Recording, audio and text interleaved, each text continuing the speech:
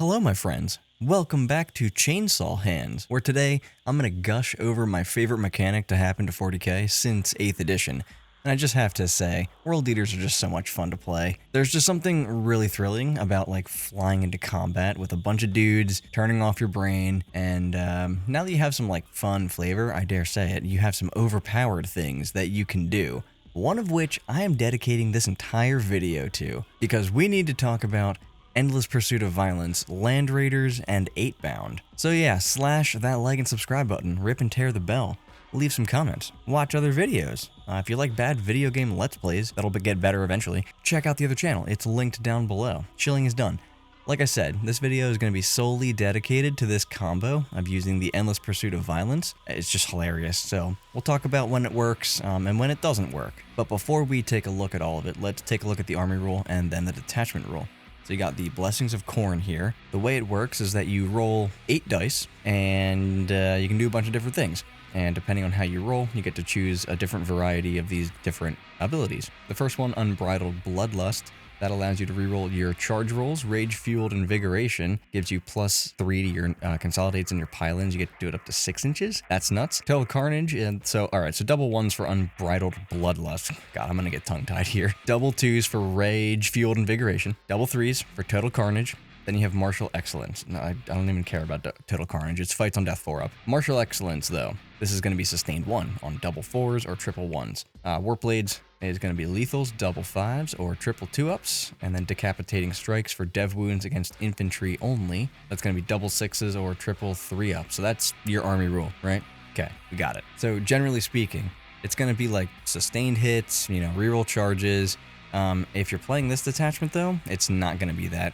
It's actually going to be Rage Fueled Invigoration for the Pylon and Consolidate 6 inches, and then probably Martial Excellence for sustained hits, or maybe Unbridled Bloodlust to have +1 to charge and rerolls, because that's pretty crazy. But with the +1 and like transports that can move with strats, and then you can disembark and charge. If you need it, I don't know, but that is going to be the army rule there. Then we have our detachment rule, and our detachment rule is Rush into the Fray.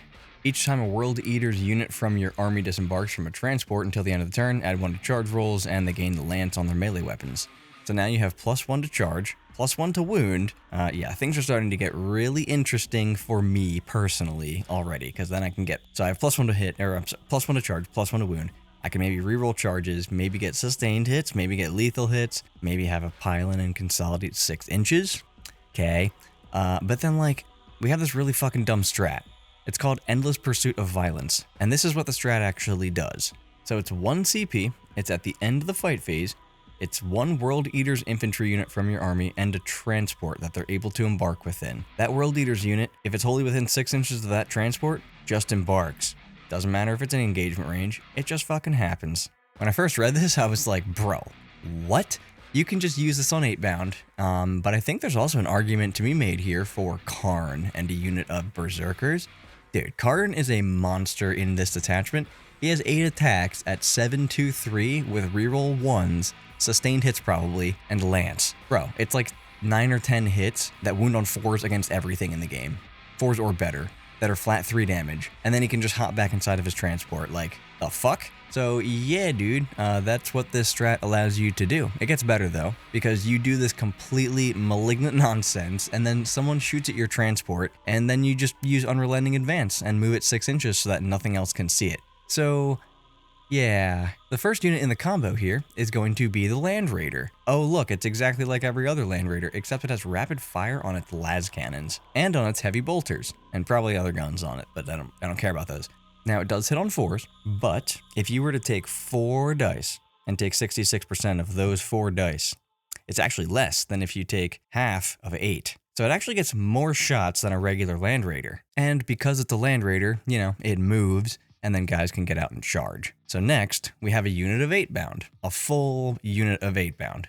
We give them a character to lead them, and there's a couple enhancements that you could give them. And the most impactful one is probably the Infernal Infusion for Fights First. It's once per game, but that's just really nice to have. And it slots well into this detachment more than I originally thought. Like, obviously, it's just really good to have fights first, but it just kind of felt like out of place. But once I played around with it, I found that it's pretty nice in situations when your Land Raider gets destroyed. because your unit is just unchargeable. I have fights first with 7-8 bound at that point. The second most impactful one, though, is Murderous Onslaught. No Overwatch. I actually like this a lot for this unit. It's cheap, it's only 5 points, and it just makes your unit untouchable, like as untouchable as it can be against something like Overwatch. No flamers, no vindicators, none of that shit's shooting you. You're just not getting overwatched. And now you don't really have to care about where the models are, because you don't have to like try to worry about Overwatch, try to be hiding behind things, potentially like, reducing movement and stuff. They just move out of this thing and you can't do anything about it. And so that's kind of just it. That's the whole package. It's the Land Raider and then the 8 pound. And with that package, you can move up your Land Raider, disembark, charge, you're +1 to that charge, and you get rerolls if you need them. You then have 36 attacks hitting on 2s at 822. Lance with sustained probably. It's just like a crazy amount of damage to certain targets.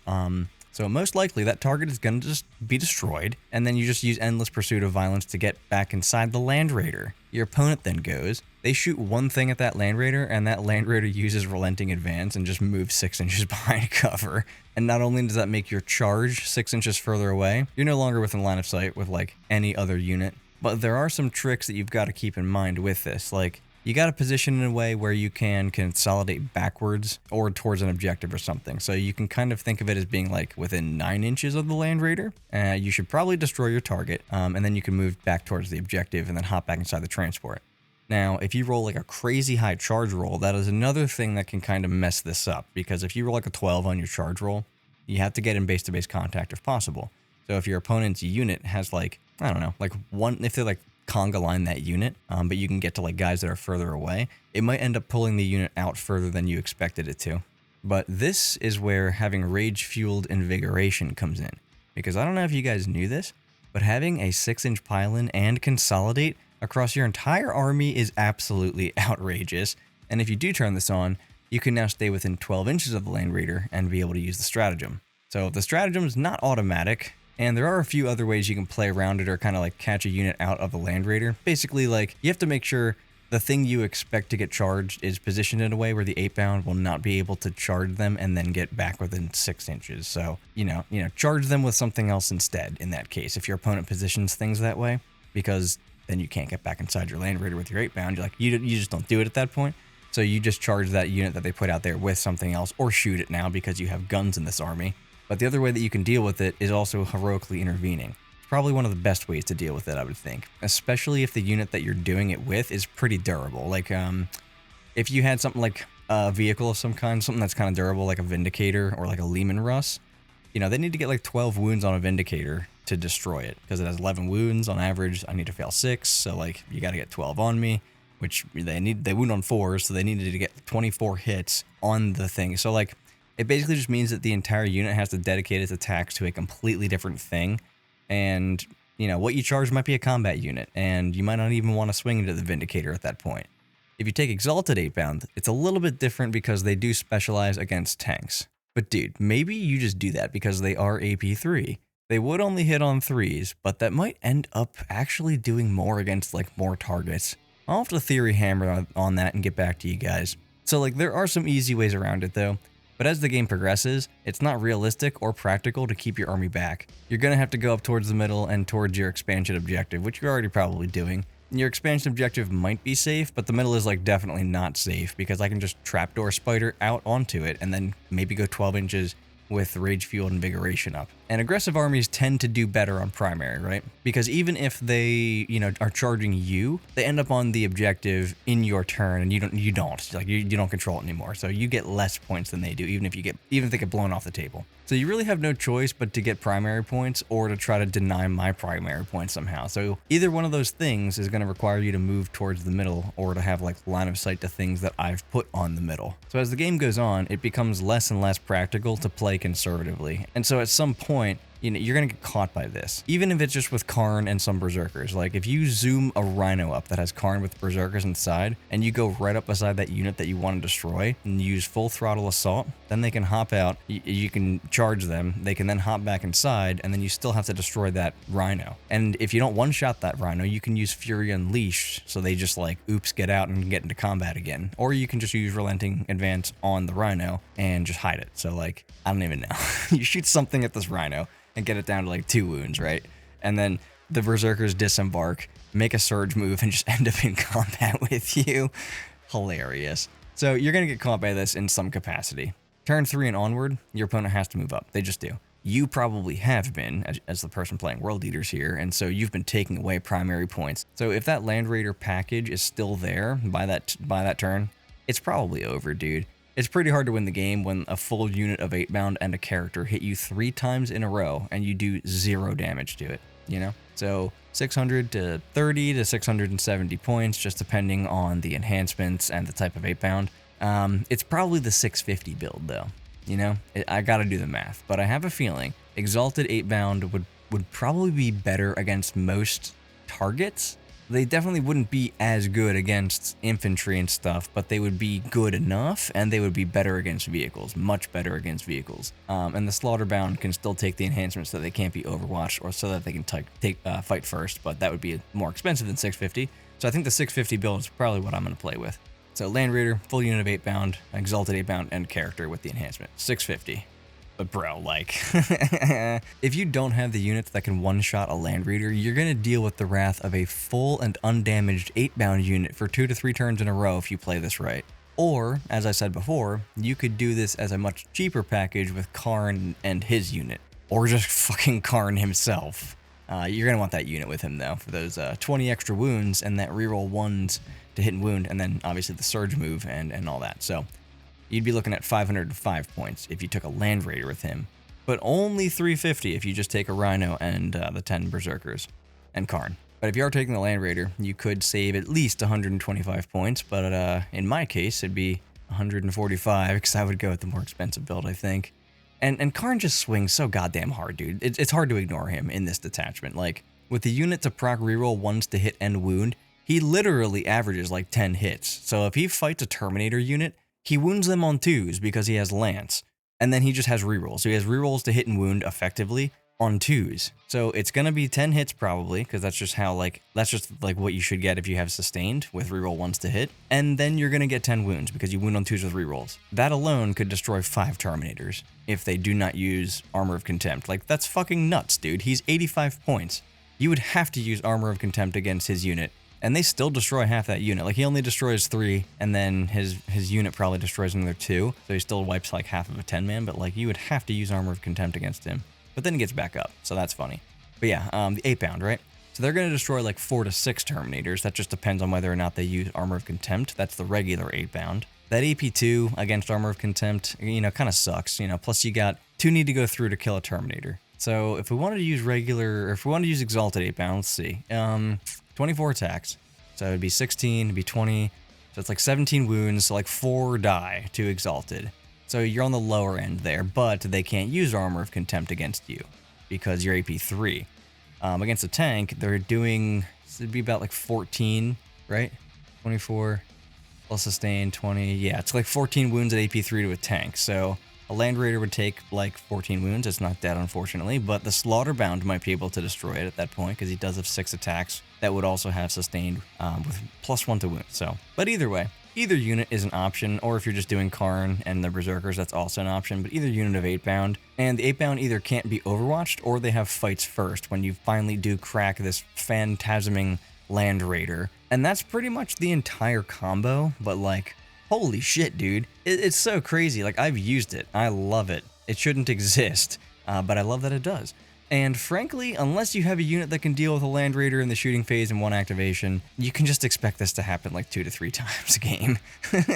Especially if you're patient with your Land Raider and you let everything else do the work, you know, for the first several turns. If you just let everything else move up, deny them primary by hopping on their objective, then killing the stuff that's on there, popping regular bullshit onto the middle potentially to try to bait out some of their stuff to come shoot you, to get closer to you, to then charge it a little bit later on. If you can do that and keep the Land Raider back for long enough, dude, like turn 3 onward, or maybe even turn 2 onward, depending on the board state, you can just do this like 3 times. And you can do it with either one. Like, if you're using a Land Raider, Karn will kill a unit if you're putting him against the right things. The 8-bound will do more damage, but they cost like 1 billion points, so totally worth their points, but especially when they can do this nonsense, but they are more expensive. And I think part of the reason that I like this is because of how it triggers your detachment rule. Again, like normally, you get out, you shoot, If you have it, you charge, and then you probably just die, right? Or in my case, when I'm playing Votann, I get rerolls to wound basically once, unless there's, you know, some cheeky get back inside and disembark next turn option that's better than everything else or something like that. So I just like that I continually can get +1 to wound from disembarking. I love that. And so I love this strat. I love both those strats together, all three of the strats that I mentioned, which would be the Fury Unleashed too, because that also would give you +1, because you disembark from a transport that turn. And overall, I just love this detachment, dude. I just love this detachment, and it's a good detachment. It's got good stuff going on here. Reactive moves are really good. Being able to get back into the transport, it's just good, even if it's just a Berserker unit getting back inside of a Rhino, because now you have to blow the Rhino up, and you know, it's annoying. And if you don't want to shot that Rhino, they can just surge move into. So like, the detachment has good stuff. It's got a fight first thing. It's got a can't overwatch me thing. It's got vehicles can move through terrain stuff, and vehicles are good now for the World Eaters. So this detachment, I really, really like this detachment. And World Eaters, they're just awesome. And that is an objective fact that has been studied by scientists, and they came to the conclusion that, in fact, World Eaters are awesome. But basically any faction that has like a quote-unquote normal move reactive ability in which there's no restriction about getting back into a transport, they can all kind of do things like this. Marines do have a few units that can do this, like Eliminators can just straight up reactive move and get back inside of a transport. So they can like get out, shoot something, reactive move, back into an Impulsor. The Impulsor can then shoot with their weapons, at least I think, unless there's some like random passage in the designer's commentary that I missed that covers that. Let me know if that's legal in the comments, but I'm pretty sure you can do that. Some detachments have reactive move strats, like Stormlance has one, and I think there's a couple other ones that have them. And then you got Eldar, of course. Like 3 of their detachments have a reactive move that allows them to re-embark. Ynnari can just move, so there's that. Although they were changed recently, but they can still move. It's just different how it works now. You got two separate detachments that have Skyborn Sanctuary, one of which has a second one that can also get you back inside of a transport, because it's literally just Phantasm. Like, you can Phantasm and get back inside of a transport, plus having Skyborn Sanctuary. Azraman, he has a reactive move just built into his datasheet. So if you've played against Eldar, you've probably experienced a reactive move, especially after their codex came out. Dark Eldar also have this ability. One of their detachments has a strat that specifically allows you to move and then re-embark. You actually have to re-embark. So overall, you know, those two strats together on an army that wants to already like get into combat, it's already an aggressive army, it's really good. Transports are good. So whether it's Karn in a Rhino or 8-bound in a Land Raider, this strat for Endless Pursuit of Violence combined with Relenting Advanced or Unleash Fury is super fucking good. World Eaters have a lot of reactive abilities now, which is pretty interesting, but also really, really cool. And they're just super fun to play. It just doesn't get better than that. It's so much fun. But I think that covers this one, guys and gals. If this video made your butcher's nails sing, then slash that like and subscribe button, and the bell too. Do it to that. Check out the other videos and the other channel, leave comments, you know, all that fun shit. So I'll wrap this up. I'll just tell you that chainsaws are dangerous, so keep that in mind in case you needed to know that. Theory hard, and I'll see you next time.